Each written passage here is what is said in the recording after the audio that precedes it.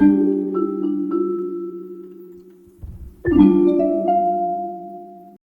pied du mont Fuji, dans un village entouré de bambous, vivait une petite fille nommée Aiko.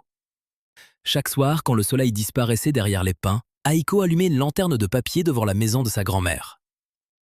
Sa grand-mère disait toujours « Une lanterne n'éclaire pas seulement le chemin, elle appelle aussi les cœurs perdus. » Aiko ne comprenait pas encore ce que cela voulait dire, mais un soir d'hiver, alors que la neige tombait sans bruit, elle allait enfin le découvrir. Ce soir-là, le village était silencieux. Les portes étaient fermées, les toits couverts de blanc, et même les chiens ne jappaient plus. Aiko remarqua soudain une petite lumière bleue qui dansait au bord de la forêt. Personne n'allait jamais dans cette forêt après la tombée de la nuit. On disait qu'elle appartenait aux esprits, aux renards magiques et aux souvenirs oubliés. Mais la lumière semblait l'appeler. Alors Aiko prit sa lanterne rouge, serra son manteau contre elle et suivit la lueur entre les arbres. Au cœur de la forêt, Aiko aperçut un renard blanc. Son pelage brillait comme la lune et ses yeux dorés semblaient contenir 1000 années de sagesse. Le renard était blessé. Une de ses pattes était prise dans un piège de fer. Aiko s'agenouilla doucement. « N'aie pas peur, je vais t'aider. » Elle ouvrit le piège avec toutes ses forces. Le renard recula, libre, puis inclina la tête devant elle. Et soudain, il parla. « Merci, enfant à la lanterne rouge. » Aiko resta immobile, les yeux grands ouverts. « Tu peux parler ?» Le renard blanc agita sa queue dans la neige. « Je suis Yuki, gardien de cette forêt. Tu m'as sauvé sans demander de récompense. Alors je t'offre un vœu. » Aiko pensa à des pièces d'or, puis à des robes de soie, puis à des gâteaux de riz sucré. Mais elle pensa surtout à sa grand-mère qui toussait depuis des semaines. « Je veux que ma grand-mère guérisse. » Le renard ferma les yeux. Ce vœu est pur, mais il demandera du courage. Yuki fit apparaître 3 petites clochettes d'argent. « Pour sauver ta grand-mère, tu devras traverser le pont des brumes et rapporter une goutte de rosée lunaire. » Il posa les clochettes dans la main d'Aiko. « La première sonnera quand tu devras écouter. La deuxième, quand tu devras te souvenir. La troisième, quand tu devras choisir. » Aiko sentit la peur monter dans son cœur. Mais elle pensa à la lanterne de sa grand-mère. « Je suis prête. » Yuki conduisit Aiko jusqu'à un vieux pont de bois suspendu au-dessus d'une rivière invisible. La brume était si épaisse qu'on ne voyait ni le ciel, ni l'eau, ni l'autre côté du pont. Aiko posa un pied sur les planches. Alors, la première clochette sonna. « Écoutez. » Elle ferma les yeux. Dans la brume, elle entendit la voix de sa grand-mère. « Ne te fie pas seulement à tes yeux, Aiko. Le cœur voit plus loin que la peur. » Aiko avança, pas après pas, guidée par cette voix. De l'autre côté du pont, Aiko arriva dans un jardin couvert de fleurs de cerisier. Mais c'était impossible. C'était l'hiver. Les pétales tombaient lentement autour d'elle, roses comme l'aube.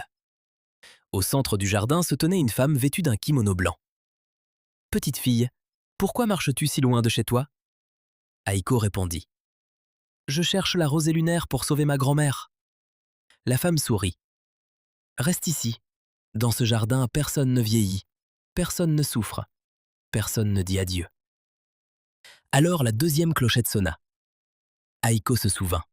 Elle se souvint des mains ridées de sa grand-mère préparant le thé, de ses histoires racontées au coin du feu, de ses chansons les soirs d'orage, et de sa phrase préférée.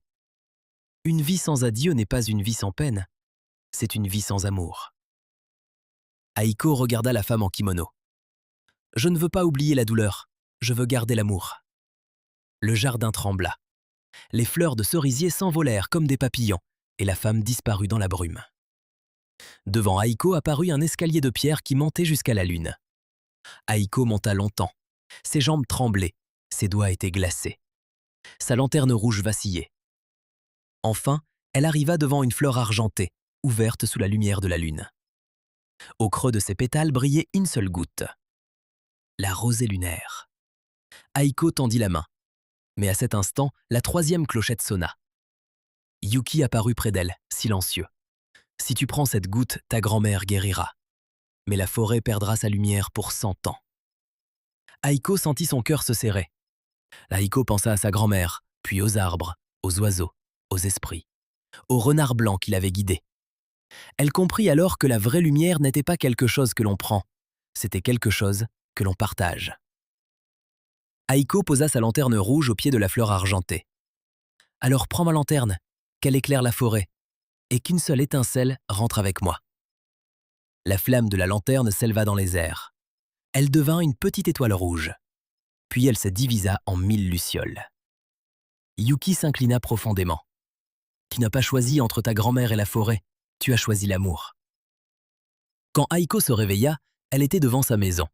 La neige avait cessé de tomber. Dans sa main brillait une minuscule goutte de lumière rouge. Elle entra en courant.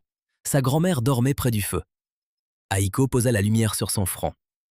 Au matin, la vieille femme ouvrit les yeux. Sa toux avait disparu. « Tu as trouvé ce que la lanterne appelait, n'est-ce pas ?» Aiko sourit. « Oui, grand-mère, elle appelait le courage. » Depuis ce jour, chaque hiver, dans la forêt près du mont Fuji, 1000 petites lumières rouges dansent entre les arbres. On dit que ce sont les lucioles de la lanterne d'Aiko, et parfois au milieu d'elles, on aperçoit un renard blanc qui veille en silence. Car au Japon, les contes murmurent encore ceci. La lumière que l'on garde finit par s'éteindre, mais la lumière que l'on offre trouve toujours le chemin du retour.